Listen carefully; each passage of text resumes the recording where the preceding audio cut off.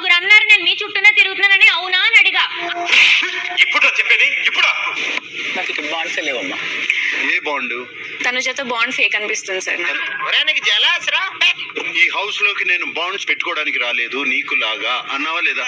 అన్నానా? అన్నా అదే ఉంటారా? అన్నాను సార్. మరి ఎందుకు మాధురి దగ్గర బాండ్స్? నేను నీళ్ళకి పేలిందిరా. మరి నువ్వు బంధం వద్దన్నావు కాబట్టి మాధురి దాన్ని కట్ చేసి ఉండొచ్చు కదా. నిజమేనయ్యా బొల్లారావు. నీ దగ్గర జీరో మనీ అండ్ ఆట కూడా జీరో అయిపోయింది. అవును సార్. టేక్ కేర్, చూసుకో. Thank you sir. Thank you sir. Issue అర్థమైందా? అర్థమైంది సార్. Very good. పైకి వస్తావు. పైకి పోకుండా ఉంటే చాలు సార్.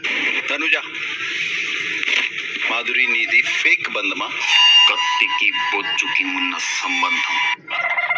రమ్య, అర్థమైంది కదా?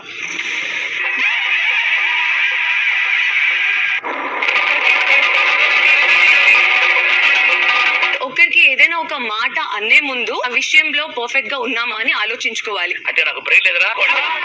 మాన్యుల్